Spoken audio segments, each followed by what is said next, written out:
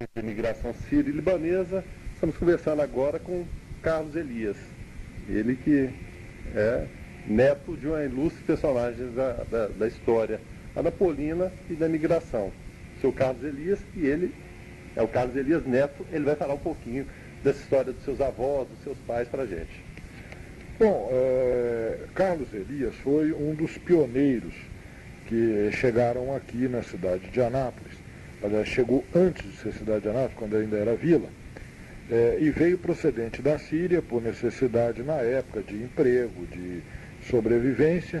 Qual a região da Síria? Ele veio da região da cidade, da aldeia de Engeri, próximo a Abdada, Cafrun, aquela região, entre Damasco e o Líbano.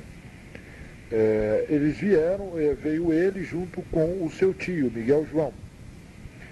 E ao chegar aqui no Brasil, Miguel João fixou venda e Carlos Elias partiu como mascate pelo sertão de Goiás. Aventura pura mesmo. Aventura pura, modo de ganhar dinheiro. E vieram sem nenhuma referência aqui, né? Vieram sem nenhuma referência, vieram sem falar língua. Sem falar língua, sem capital, vieram com a roupa do corpo, né? Vieram na cara e na coragem. O trajeto, ele chegou a falar para o senhor, foi aquele tradicional, saíram da Síria e vieram parar no Porto de Santos. Saíram da Síria, vieram parar no Porto de Santos, onde trabalharam, inclusive, chegaram a trabalhar lá. Como estivador, né?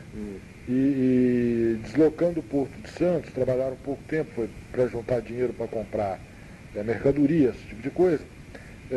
Pegaram a estrada de ferro e chegaram até onde era possível e depois, em lombo de burro, acabaram de chegar na região. Essa é a história, né? E Miguel João fixou comércio e Carlos Elias. Isso já em Anápolis. Já em Anápolis, na Vila de Santana das Antas, né? E Carlos Elias saiu mascateando pelo interior, constituindo assim a sua fortuna depois. Mas seria uma parceria dos dois ou não? Era coisa independente? Não. O Miguel João tinha o comércio dele e o Carlos Elias pegava mercadorias do Miguel João para vender? Não, era independente. Era independente. Eram parentes, eram tio e sobrinho, mas trabalhavam independente um do outro. O tio era o Miguel João e o sobrinho o Carlos Elias. O sobrinho Carlos Elias. Né? E o que é interessante também é que Carlos Elias, quando saiu da Síria nessa aventura, como ele foi o primeiro da família Elias, ele e o Miguel João também, ele deixou na Síria a sua esposa, Karina Elias, grávida, e só retornou para buscá-la, junto com os irmãos, 15 anos depois, aonde veio a conhecer a filha, Samira Elias, que não conhecia o pai. Coisa de novela. Né? Coisa de novela e de doido, né? De doido, né? Se alguém oferecer um roteiro desse lá, isso não existe, né? É verdade. E o que é interessante, ele andava nos lombos de mula, por esse sertão, naquele calor, de terno preto. Terno preto, chapéu de feltro preto e colete. Não deram nenhum apelido para ele por conta disso, não? Olha, não sei se houve algum apelido, mas ele era muito conhecido no trajeto do escambo. Mas de repente isso aí seria até uma televisão do marketing pessoal, não seria não? Com certeza absoluta. Era o modo dele impor a personalidade dele como comerciante. Dar nobreza ao trabalho. Dar nobreza ao trabalho, além de dar nobreza ao trabalho, impor também respeito na negociação, claro, certo? E confiabilidade também. Então tudo isso aí contava o modo dele ser. A primeira vez que ele saiu pelo sertão, ele foi roubado, assaltado por bandoleiros, né? Dentro do sertão, e quase morreu, passou muita fome, espancado, roubado, deixado praticamente sem roupa, sem alimentação. Ele sofreu muito, mas conseguiu dar a volta por cima. E tinha também, não sei se, a história dos índios, né? Pode contar, a gente sempre conta esses casos peculiares, histórias, às vezes engraçadas, às vezes trágicas, mas a gente conta. É verdade. É que quando ele fazia o comércio, o povo das fazendas não tinha dinheiro em espécie. Então fazia um tipo de um escambo. O que é? Trocava, trocas. Então o pessoal trocava peças de tecido, açúcar e tal, por animal, por boi, por porco, por galinha. E ele vinha com as mulas e os 2 ajudantes, tocando esses animais para chegar aqui aonde já existia a vila, para vender esses animais e apurar o dinheiro para continuar o comércio. E quando eles não conseguiam pouso de fazenda, eles dormiam no mato. E chegava de manhã, não tinha nenhum animal. Nenhum animal, não se via nenhum animal. E à noite eles não percebiam nada? Nada, nada. Eles dormiam com a pessoa vigiando, mesmo assim era um negócio impressionante. Aí eles aprenderam que não tinha tanto problema, que falava, primo, olha aqui, nos deixa aqui um pinga, ou nos deixa aqui um fumo. Daí um pouquinho apareciam os animais todos. Eram os índios que desviavam quase todos os animais, ou todos os animais, para ganhar a pinga ou o tabaco, né? Olha que fantástico. E eles viviam nessa labuta, até que Carlos Elias, depois de estabilizado, abriu o comércio, né? Carlos Elias e Filhos. Mas sempre no ramo de secos e molhados? Secos e molhados, atacadista, né? Todos esses ramos. E quando ele fez 15 anos, buscou os irmãos também, né? Mandou buscar os irmãos, além da esposa. Os irmãos que vieram foi Miguel Elias, Razen Elias e Aquiles Elias. Todos eles vieram. Nesse ramo, depois que virou o comércio dele, irmãos Elias, Carlos Elias e Filhos, depois virou irmãos Elias com o passar do tempo. Então todo mundo participava do dia a dia da empresa? Todo, empresa familiar. Era uma empresa familiar. Mas centralizada na figura dele? Centralizada na figura de Carlos Elias. Ele era o ícone da empresa. E o que era interessante é que ele não sabia ler em português, nem escrever em português. Mas como se explica o sucesso do homem? Ele tinha uma caderneta que eu, inclusive, tive a oportunidade de ver, onde ele criou sinais de grafia, que ele conseguia ler aqueles sinais. Ele conseguia ler os nomes pelos sinais de grafia. Ele criou um código. E um código dele. Impressionante. Não era a luta deles, né? Era a luta deles. Então ele conseguia fazer aquilo. E aprendeu a falar português muito rápido. Ele, por ser comerciante, aprendeu. Já a esposa dele, a minha avó, nunca aprendeu a falar português. Nunca, nem fazia questão, nem... Nada. Ela só falava em sírio, em árabe, e foi até morrer. Até morrer ela não aprendeu a falar português. E em casa a comunicação deveria ser em árabe? Sim, na casa deles era em árabe, sim. Eles comunicavam sempre em árabe. Seu pai falava árabe perfeitamente? Meu pai falava, escrevia e lia perfeitamente o árabe. E nós, filhos, nenhum aprendemos. O interessante é isso. Eu estava conversando agora há pouco com o seu Amarelô, fala disso aí. De repente parece até não é nem um descuido, mas muitas vezes, será que teve preconceito nesse meio do caminho? Porque muitos deles, para não ficar aquela festa de turco, que na verdade ninguém era turco, a gente sabe disso, era sírios e libaneses. Mas vinham com passaporte carimbado pela Turquia. Porque quem dominava a região da Síria. Aquela questão do Império Otomano, que a gente sabe. Então, muitas vezes pode ter parecido uma defesa, né? Querer se desligar da origem, uma coisa doída, mas para garantir o futuro dos filhos, não ter uma ligação, ou o pessoal de repente esquecer aquela ligação, pode ser isso?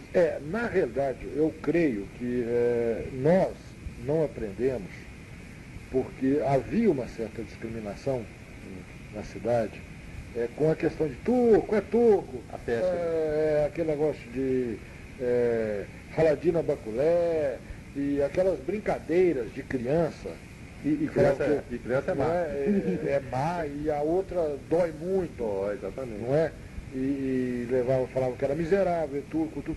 Isso aí, eu creio, eu penso que foi isso que atrapalhou aos herdeiros dar continuidade nessa cultura. E coisa que eu me arrependo demais. Eu acho que eu poderia ter dado essa continuidade, passar para os meus filhos, e interrompi ali. Hoje já não existe mais aquela peste. Não, ao contrário, o que era ruim naquela época hoje se tornou bom, né? Hoje um bom casamento é casar com descendente de árabe. Isso, e afinal de contas a cidade reconheceu que ela deve tudo para a colônia síria-libanesa. Com certeza não seria o que é hoje sem a presença da migração. Com certeza absoluta. com certeza. Tanto é que algumas cidades até mais antigas, Ceará pararam no tempo, Corumbá parou, Pirinópolis parou. Exatamente, Né? porque não teve uma raça tão dinâmica, Que alavancasse. com tanta garra, né? Porque o árabe ele tem uma garra imensa para viver. São as origens do deserto, da fome, da É necessidade. forjado na dificuldade mesmo. Com certeza absoluta. Eu sempre falo que os grandes aços são forjados com uma têmpera muito violenta, muito quente e muito batida, não é? E eu falo que o sírio é um grande aço. Ele foi forjado numa têmpera doída, sofrida, muito batida, para poder se tornar, pegar dureza suficiente para sobreviver.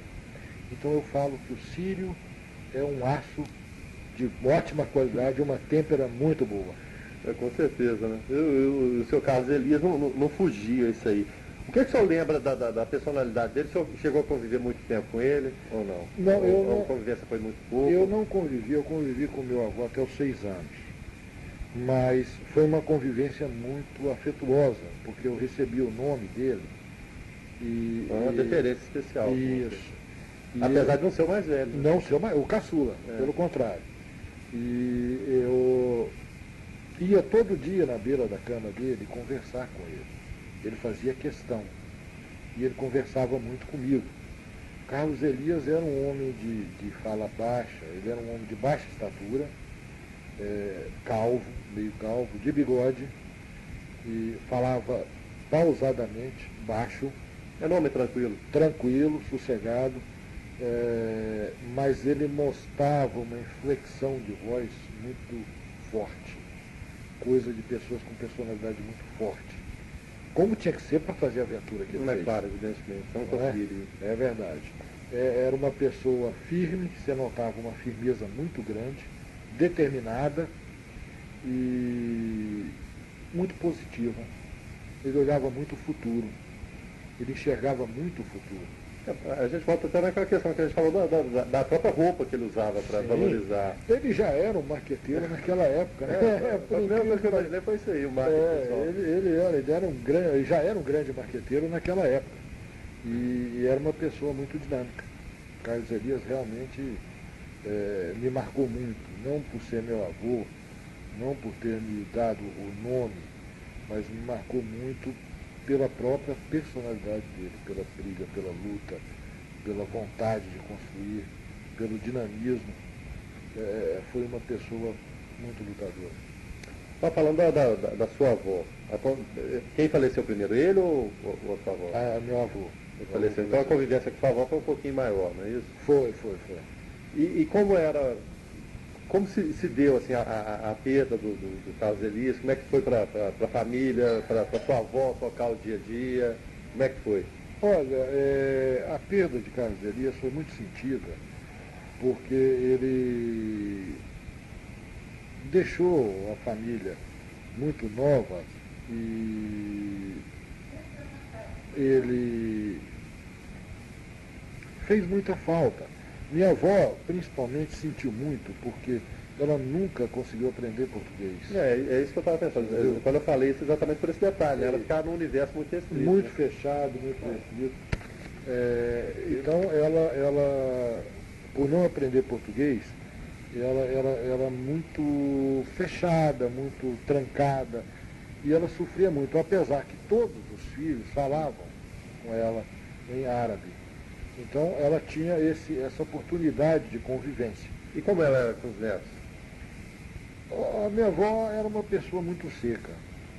Ela era uma pessoa muito fechada. Bem mais que o seu Carlos Elias. Muito mais, muito mais. O meu avô, ele era uma pessoa afetiva, carinhosa. Sempre, ainda naquela questão de preconceito, aquela pecha, sempre tem a imagem da família árabe rigorosa ao extremo, né? Isso. Mas seu Carlos Elias... Não, Carlos Elias era uma pessoa muito boa, muito amorosa, muito amorosa. Já a Karine Elias era muito dura. Ela não tinha um carinho, ela não tinha nada disso. Ela era bem rígida, muito rígida. com os filhos e com os netos. Ela não tinha uma Padrão abertura. era um só, né? Era um só. Ela não tinha uma abertura muito grande. Ela tinha um carinho especial pelo Reinaldo Quinan. Era filho único da tia Olga. Né? Mas mesmo assim, do jeito dela. Era o máximo de carinho que ela poderia dar, não extrapolava muito. Não, do jeito dela. Certo. Ela era muito fechada. Ela até, para a personalidade do árabe, era difícil ver um árabe com uma personalidade tão fechada como a dela. Porque o árabe, ele é muito família. Vocês podem observar que o árabe, ele tem aquele negócio de... ele pode economizar em tudo, mas para alimentação da família ele não economiza. Jamais. Entendeu? Ele pode ser duro tanto que for, mas quando está a presença de filhos ou netos, é um carinho louco. Ele cerca aquele núcleo familiar do que vem de fora, né? Com certeza. Ele é muito família. E Carlos Elias era muito família. Mas Karina Elias não. Ela era muito fechada. E até, abrindo um parênteses aqui, muitos dos árabes que eu entrevisto, os sírios, os libaneses, falam que a casa era praticamente portas abertas. Estava sempre aberta a receber quem quer que fosse. Funcionava dessa forma também, apesar da dureza dela? Ou não? Não, a casa de Carlos Elias, como de todos os sírios aqui, não era uma porta, não eram as duas portas abertas, que eram portas de folha, para qualquer pessoa que procurasse. Podia ser da colônia ou até que não fosse da colônia. Eles eram muito receptivos. Eles faziam questão de tratar com toda a deferência as pessoas que os procuravam. Então a casa era de porta aberta. Eu creio que a minha avó tinha esse gênio porque ela ficou 15 anos. Meu avô saiu, ela ficou grávida na Síria, levou 15 anos para retornar para buscá-la. E aquilo sem notícia, sem saber se está vivo ou morto. Isso ela sofreu muito, eu acho que isso marcou muito a personalidade dela. Acabou forjando para a fase mais adulta e da velhice dela. Isso. Casaram muito novo, na Síria se casava muito novo, né? Ela tinha em torno, parece que 12 ou 13 anos quando casou. Foi um casamento, assim, entre aspas, arranjado? É como todo casamento de árabe. Seguindo aquele padrão, né? Todo casamento de árabe era arranjado. Já arranjava praticamente no nascimento. Né? Então seguia aquele padrão. E não saía daquele padrão. Não tinha como sair, nem muitas vezes queriam sair daquele padrão também. Não. O pessoal que veio da Síria não fazia questão de sair. Começaram a sair do padrão aqueles já que nasceram aqui no Brasil. Já é coisa de terceira geração. Isso, segunda, terceira, a segunda começou um pouco, a terceira já foi bem mais. Hoje já miscigenou. Hoje já não existe uma colônia pura. Certo. Hoje é bem miscigenado. Certo. Falando um pouquinho dos filhos do caso Elias, se eu puder falar um pouquinho de cada um, inclusive do seu Antônio, que é o seu pai. Samir Elias, uma pessoa maravilhosa, calma ao extremo, caseira, aquela mãezona, cozinheira, era inclusive minha madrinha, esposa de Jorge Pedreiro. E era uma pessoa que tinha uma comunicação maravilhosa, muito carinhosa, muito afetiva. Olga Elias, mais dinâmica, mais negociante, Puxou mais severa. Sangue do pai. Puxou mais o comércio do pai ali, né? Bem mais severa, mais realista, mais dinâmica. Mas chegou a participar do dia a dia do negócio ou não? Ou ficou restrito aos irmãos mesmo? Não na firma, mas veio a participar depois da Onogás, como uma das sócias da Onogás. Certo? Porque o marido dela, João Quinan, da família Quinan, foi um dos sócios da Onogás. Então ela não participou do negócio de Carlos Elias, só os homens. Certo. Você entendeu? Mas essa veia ela pôde explorar depois. Era Casa Violeta ainda na época, né? Ou já era Onogás? Não, depois que saiu de Casa Violeta, quando o Onofre conseguiu a concessão para engarrafamento de gás, logo depois passou a Onogás. Aí ela entrou quando começou a fazer o engarrafamento de gás. Aí que ela começou a participar junto com o marido, o João Quinan. E era do ramo mesmo? O João Quinan era dentista, mas ela era comerciante. Ela era. Muito. Antônio Elias. Antônio Elias, um cara que recebeu uma educação mais aprimorada, curso superior, foi estudar em Ribeirão Preto, São Paulo, onde conheceu minha mãe e veio a casar. Os mais novos tinham essa... Não vou falar esse privilégio, não, mas pelo fato dos mais velhos terem que ir para a labuta mais cedo, De repente os mais novos teriam isso aí ou foi oferecido a todos a questão de estudar? Não, com meu avô foi oferecido a todos a questão de estudar, só não a tia Samira, porque ela já chegou mais velha, e logo depois veio o Jorge Pedreiro já no casamento arrumado para ela. Então, como ela era síria e o Jorge Pedreiro também, ela tinha que cuidar do lar. Agora os outros todos foram oferecidos. O árabe tem muito disso. Ele gosta muito que o filho estude. Eu estava conversando com o Omar Elô falando exatamente isso. Porque ele não pôde ter, ele quer que o filho Não, tenha, com né? certeza. De repente um título para quebrar a questão do preconceito, aquela coisa toda, para provar que é capaz de algo além do comércio, até pensando que o comércio fosse uma coisa desimportante, que não era, né? Mas de repente na cabeça daquela época, né? Não, nós somos comerciantes, mas não somos doutores, mas vamos provar que podemos ser doutores. Também. Exatamente, eles davam tudo isso para o filho. Então Antônio Elias Foi falando que ele estudou em Ribeirão Preto, onde conheceu minha mãe, filha de italianos, né? O nome dela? Maria Isabel Gaia Elias. Gaia Elias. E veio... qual a região da Itália? Porque o escritor desse livro, Birajara Galli, ele tem parente na Itália, ele esteve lá desse ano. A região da minha mãe é da região de Pádua e Mantova.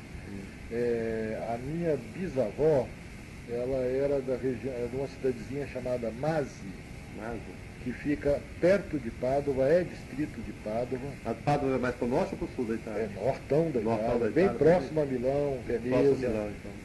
Próximo a Milão, Veneza. A região rica da Itália. Isso. E o meu avô, o meu bisavô, é da região de Mantova, uma cidadezinha chamada Bozzolo, que é distrito de Mantova também.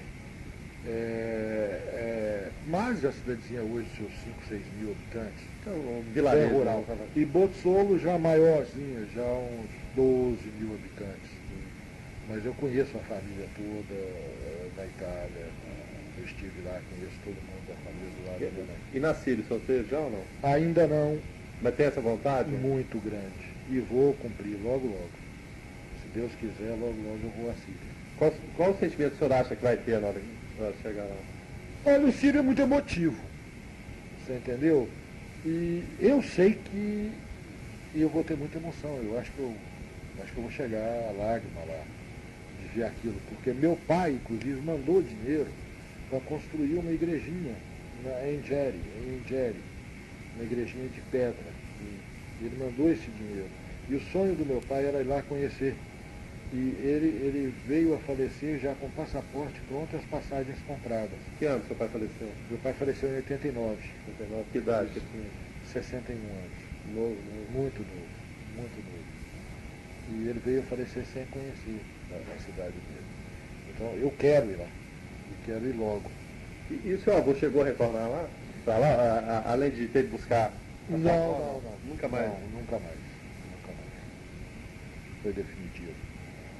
E para a gente encerrar, na época da construção de Brasília, teve alguma participação? Ou não? Aí foi meu pai, né? Aí já foi seu pai. Meu pai, ele foi um dos que receberam o Juscelino Kubitschek aqui, que batalhou para que houvesse a construção de Brasília, e batalharam intensamente, e, inclusive tem até uma história curiosa, meu pai foi o primeiro homem solteiro em Anápolis a ter carro, na época, né?